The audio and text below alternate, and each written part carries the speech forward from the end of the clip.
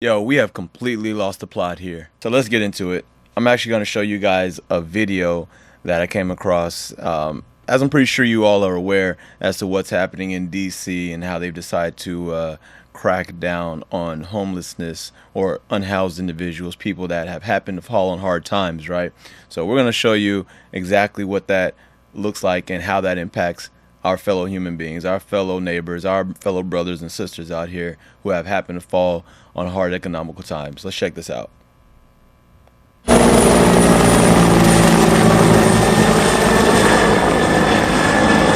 Notice how they start this off with the whole helicopter scene showing it. You got to build up the dramatics, right? Last time I checked, you don't need helicopters to try to go find homeless or unhoused individuals that happen to be sleeping in a tent. The theatrics it's ridiculous.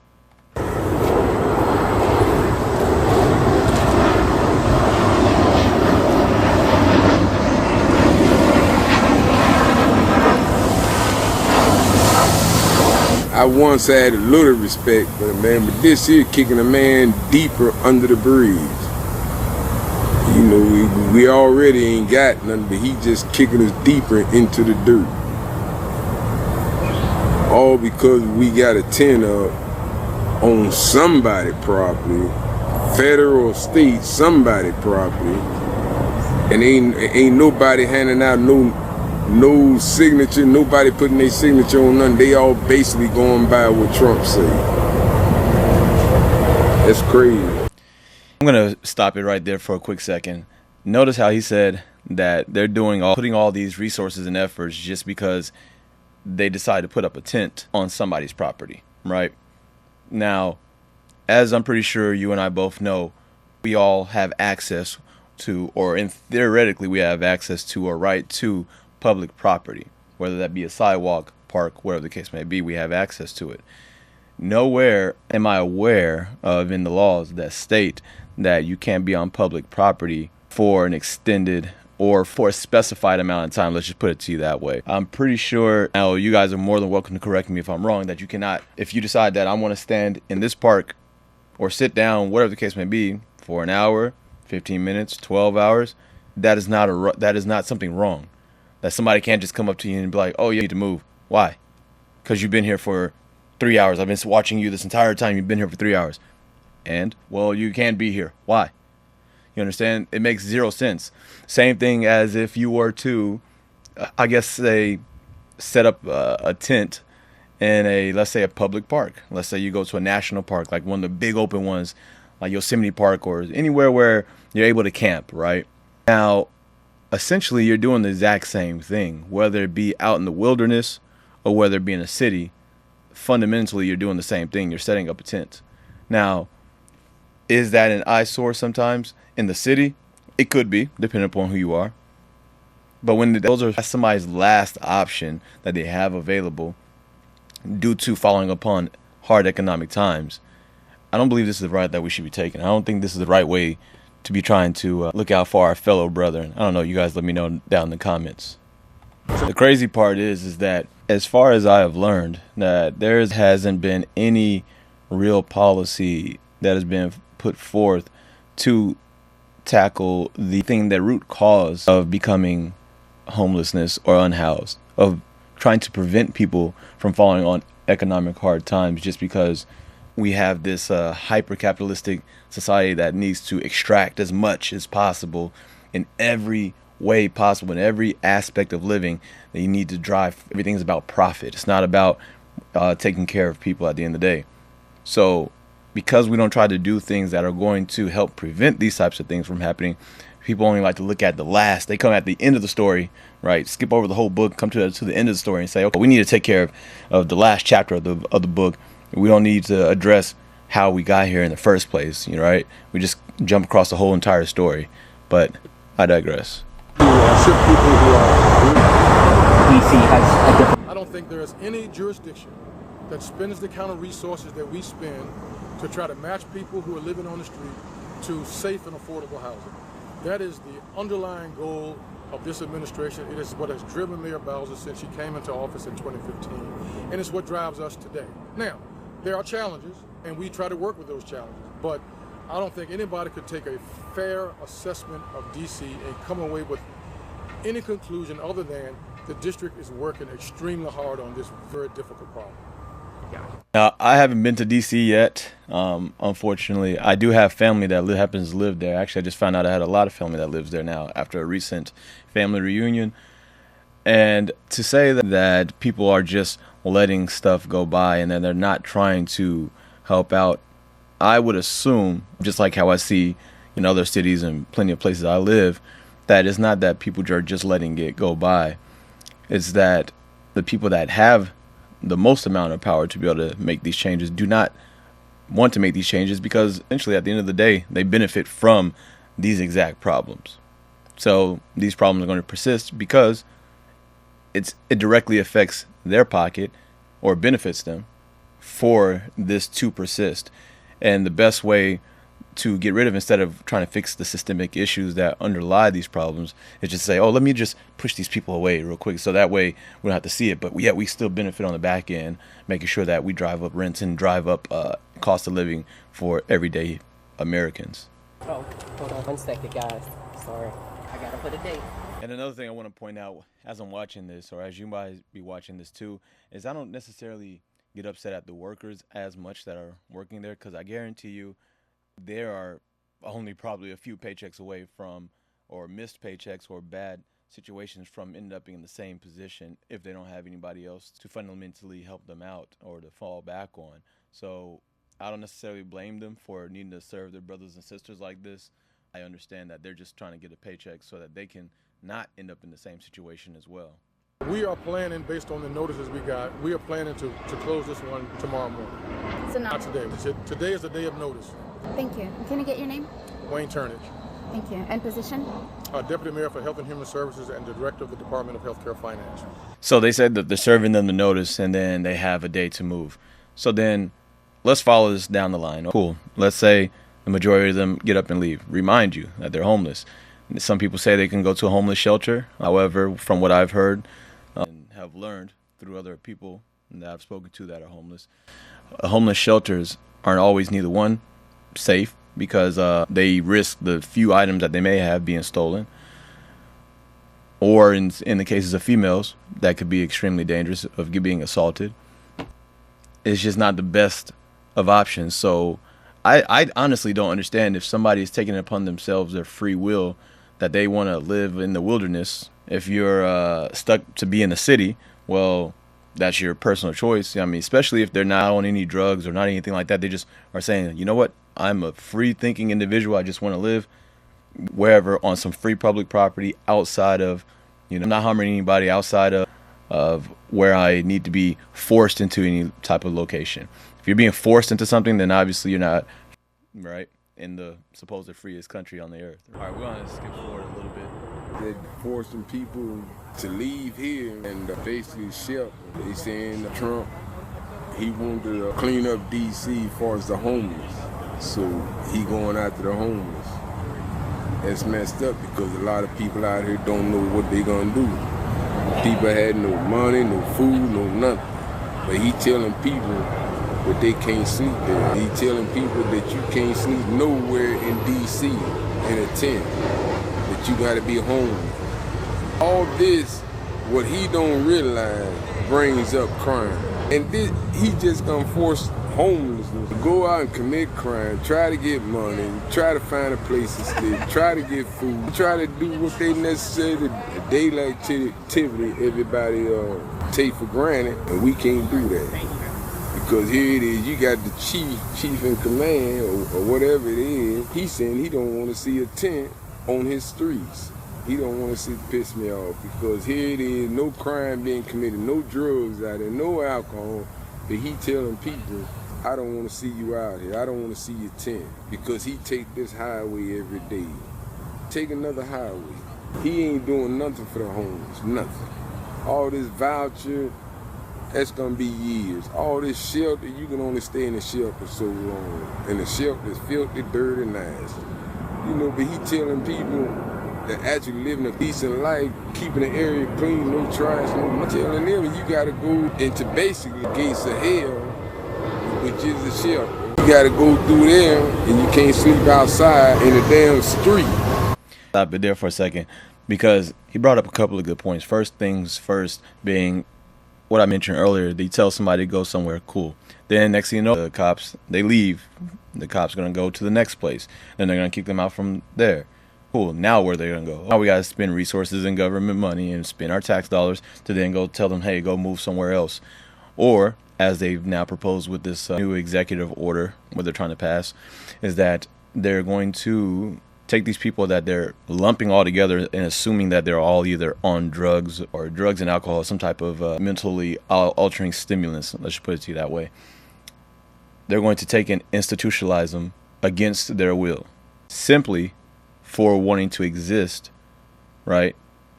But not having the funds to be able to exist in a house. Where have we gone in humanity? Like, that just doesn't make any sense to me. That's something that I cannot fundamentally understand, that's where we have come. Not only as a nation, but as a human species, that we can look at our fellow human man, right? You hear the same people fighting so much, saying, oh, pro-life or whatever. You gotta have these babies and all that other good stuff. Oh, cool. Well, after the baby's born, do you give a fuck about it? What happens after the baby is born? Are you going to be the one to help take care of it financially? Do we set up things in our systems to be able to help out everybody financially over the long period of their life, over the extent of their life? Are we willing to share and be able to put things in place to help out the bulk of humanity here in this country? Come on. On the streets, you can't sleep outside in the tent on the streets. You ain't bothering nobody, you causing no problem. They don't know if it's federal land or state land. So that's where I wanted to get at. If people are able to camp and, let's say, go to, I don't know, some big national park where they are designated camping areas. I understand that you're saying it's designated, right? And however, this area might not be designated as such because it's in a city. I don't understand how you can make it legal just because the location slightly changes. One is in the wilderness and the other one is in the city, right? I don't understand how you can say that, no, you do not have a right to exist here, to just breathe the air or to touch this grass and sit on this grass or lay on it. However, we're not going to do anything to help you alleviate that need, especially when we have a lot more empty houses than we do have unhoused individuals. That concept, I don't know, like I said, this just doesn't make any sense to me at all. Try not pastor's wallet at all anymore. Where do you live? Where do you stay? Up here? On this side of the road. Did they clear the tent or no? No, they're going to tomorrow. But I'm going to clear myself. I got cut short. But I'm going to box up, get my friend's truck over here, and we're just going to take it. And then we're going to swap me to sell it all, because I got this done. They throw, rich kids throwing it. But give blood, bleed for Jesus, he bled for us. And this is little girls in front of God. I'm not God, he is. And save as much food and water as you can and tell everybody where you're from. Now, one thing this just made me think of, a lot of people will say, oh, well, you got mentally unstable people around. You can't have these people out communicating and being out in the public eye. But a lot of things, or one thing that people seem to forget or not seem to think about, mental health and the negative effects of mental health is not exclusively it's not exclusive to the houseless or the people without homes community. There are people with high-paying jobs and high positions of power that have mental health issues, all the way down to the lowest common lowest of the low. Let's put it in air quotes because I don't consider anybody low. But anyways, everybody, that ranges from everybody. So to automatically assume that, hey, they need to be institutionalized and not ask, if there are people with mental health issues, let me see if I can follow this through. If there are people with mental health issues in all aspects of life, right, we never stop and ask how they got there. When you talk about having long exposures to poverty, ask yourself this. Do you believe that, you gotta ask yourself, after having exposure or long exposures to poverty, that will wear down anybody's mental state. We're not robots. We're human beings. So if you say that well, they might have mental issues, you got to ask yourself which came first, the poverty, then the mental issues, or the mental issues and the poverty, right? It's the chicken and the egg, right? And if it's the other way around, then that means this person didn't have mental issues. They had an affordability issue, right? day, like the outreach, and then move into. So in addition to our internal street outreach team, the district also contracts with 3 providers so that we have outreach coverage for the whole city. So different providers take different parts of the city, but we have year-round outreach coverage for the entire city. So the regular outreach involves of making connections with our neighbors experiencing homelessness, ensuring that we assess them for eligibility of services and encourage people to come in. When people choose not to come in, we continue to make an assessment and engage them in other services. But our unhoused neighbors are very known to our outreach teams. We have a by name list, so we know who they are, we know where they stay, and for the most part, we know our concerns about either coming in or not coming in, or what services they're. We basically have to notify them that all the encampments could be closed imminently. And so that's what we're doing now. But what are some of the challenges that you're facing because of that truncated timeline? Well, the challenges don't change. There's more pressure. When you're talking, these people are human beings. They're not chess pieces. And so they have lives, and their lives are being disrupted. So we have to make sure that we do as much as we can to minimize the disruption while making sure that the objective of closing the encampment is effectively secure. Now, when you have more time to do it, it's easier, not less challenging, but it's still challenging, but you still have more time to manage it. Now you just have to move in an expedited fashion. But the fact that Rachel's team is typically at encampments year-round, that helps with the process, even when the notice of closure is truncated from 7 days to 24 hours in this case. Has there been a notice? So there's the expedited timeline. Is there also more number of camps at one time? Is that pretty steady? The NPS did not provide the details, at least to me, on the number of encampments they would be closing. We assume there would be all the sites on federal land and maybe some on district land, given the sweeping powers of the emergency order. So we are acting as if any encampment in the city is potentially subject to closure without a 7-day notice. Imagine that, guys. You are still trying to figure things out, and you're just trying to get your life back together, and you get less than a week's notice. And mind you, some of these people have been trying, or you're just checked out of the system and you want to take a break from the system, and somebody says, oh, by the way, I know you're chilling right now and everything, but gotta go, bro. Less than 1 day or less than 7 days. Imagine trying to take where you might be comfortable at, where you might be living, or just be, or where you decide to sleep temporarily, and you just got to get up and leave, right? They're saying, no, we don't care where you got to go. You got to get out of here. I just can't understand humanity. I guess in my mind, I cannot conceptualize the lack of humanity to be able to just to do that to people. I don't understand it. I don't, to deal with. What are you expecting to happen today? Today is notification and helping the residents organize their belongings, making sure their private papers are protected, making sure that they identify items that they want to go to storage. And then on tomorrow, we will have a full team of my encampment team. We'll have to control traffic, because this is in the middle of a pretty significant thoroughfare. We don't want anybody to get hurt. And so all those steps will be taken tomorrow. All right, guys, so that was the video, and I want to stop it there and end off with, a lot of people say, well, why don't these people just go ahead and go get a job, just go do that? Well, there's a number of factors that we get into. Number one, when you're trying to apply for a job, a lot of times that's going to require some type of internet access. Yes, you can go to the public library and try to do so, but then when you're filling out the application, if you don't have a physical address, well, that's a gate stop, number one. If you don't have certain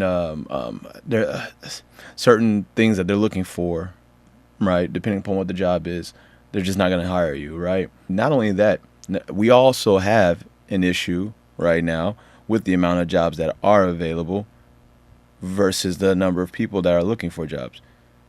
And it's always been manufactured in that way to make sure you always have on supply or on standby a large workforce ready to work at any job at these shit rates, unlivable wages, right? It's always been manufactured for that purpose, so that you can make sure that, hey, we can suppress wages if we always keep a large number of people available for said jobs. Now the employers have control over the pay versus the workers having control over the pay. And so at the end of the day, once people figure that out, either they decide to check out of the system completely and say, you know what, And this gentleman, he looks to be of sound mind, the first gentleman that was speaking. And I'd go as far to assume, obviously this is my assumption, that he looks like he may have been a veteran, right? Which we know a large number of the unhoused are vets. And to see that this is how we get treated at the end of the day, or how we treat our vets at the end of the day, the same people that always say, oh, we got to take care of the vets, or whatever the case may be, that's straight bullshit. Because you can see it right now that a lot of people have this attitude of, well, they should have just done better. Well, it's not happened to me, so it doesn't really matter. You know what I mean? And if we continue down this path as a society by doing things like this and looking at it, life in such an individualistic way, well, when it comes times around that you're falling on hard times, the same people are going to be looking at you, or your friends or whoever that was around before, they're going to look at you the same exact way. And you got to ask yourself, is that how I would want to be treated if I were put in the same position? I don't know. You guys let me know what you thought about this. This is my first type of commentary style video. Let me know if you guys want me to do more, and I'll go ahead and drop this link down to the original video for you all.